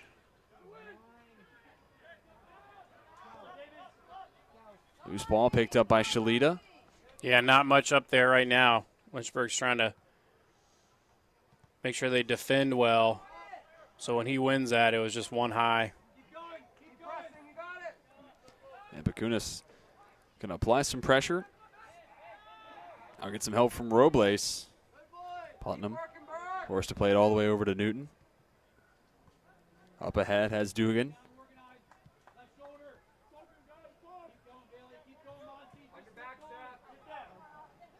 Vineyard the intended target, and again, Ennis, great decisive play. Going out, making the play himself. Yeah, he's done a great job at taking angles away, coming out and taking care of it. It's almost a breakaway. In a lot of ways, he looks and plays a lot like a senior. Doesn't wait, doesn't get caught in no man's land, at least in the 2 starts so far this year. Really nice slide tackle from Jacob Newton, clearing that one free. Earning a corner, though. But it does earn a corner, allows more time to come off the clock, and a chance for the dagger now for the Hornets. Joey Daly will head out to the post.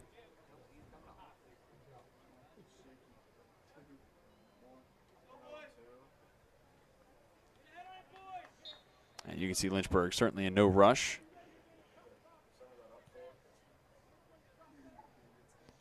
All 11 for Maryville inside the 18.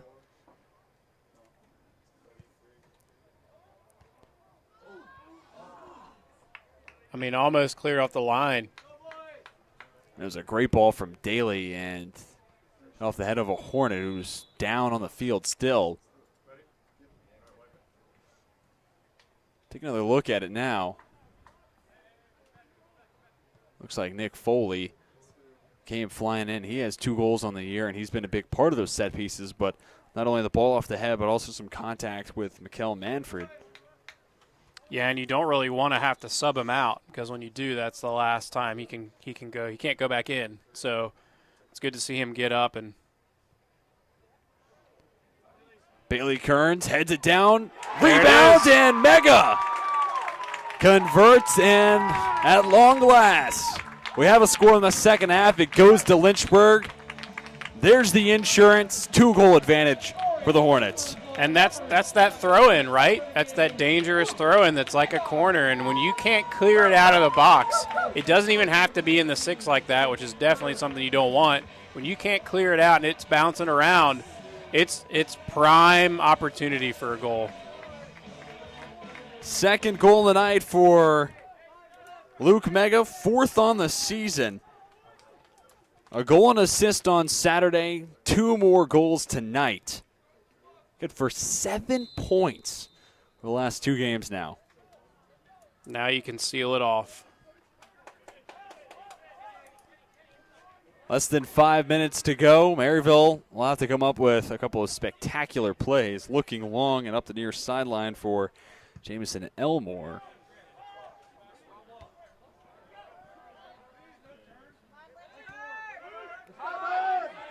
Lynchburg able to get possession back. Robles launches this one to Manfred.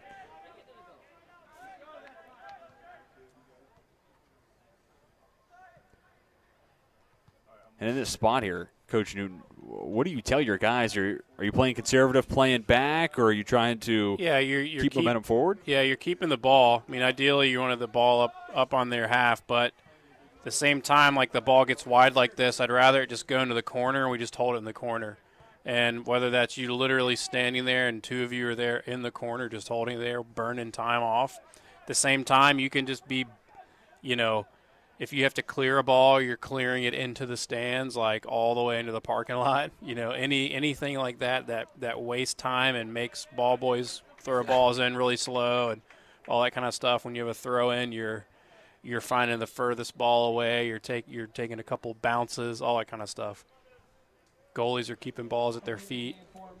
You know, you're fine if they sub. Okay, go ahead and sub, right? Like all these things, whatever wastes time, you know, you're just sealing it off. Ryan Cliff checks back in for Maryville. Comes on for Elmore.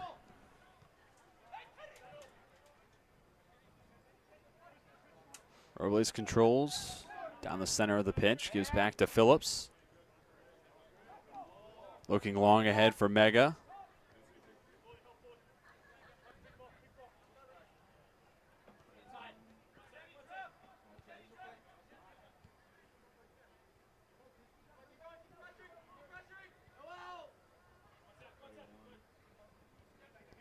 Trying to find Henry.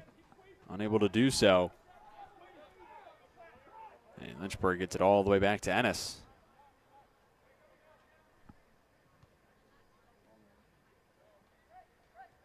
And Lynchburg certainly in a spot here where holding possession, certainly obtainable, and you can milk this clock away and potentially hold on to the 3-1 victory.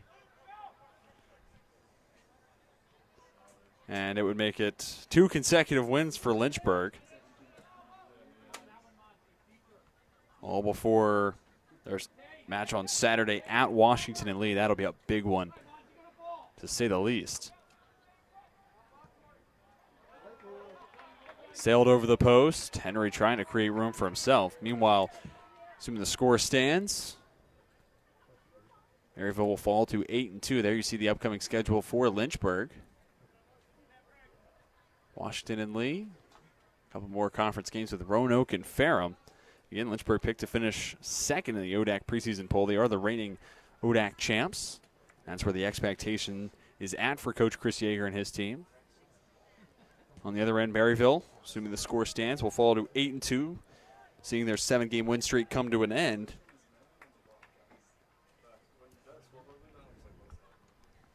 That'll be a good game, that Washington Lee game. They played 2-1 final score, game going into double overtime out in Lexington, Virginia. Robles works right to left, has Kearns. Senior trying to navigate the box, deflected away. Shalita stumbles. And we're down under a minute.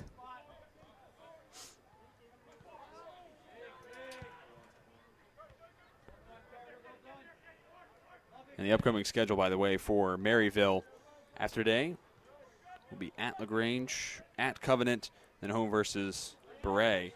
Those games coming on October 2nd, 6th, and 12th, respectively. All conference action ahead for the Scots. Same can be said about the Hornets.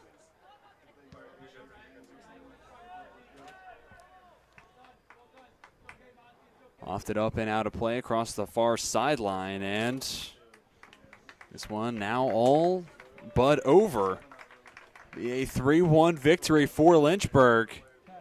And a win like this against an 8-1 Maryville squad, a really solid way to round out your non-conference slate of sort before diving back into ODAC play. Now it's 2 consecutive wins after going 1-3 on a tough road stretch, getting morale back up to where it was to start the year. Yeah, great win, against a team that obviously has a great record, and they've had, some momentum coming into this game, and so for you to take care of that is great momentum for yourself, and that next matchup, Washington Lee. You want all the momentum you can have for that one. Anything you can get, you want it.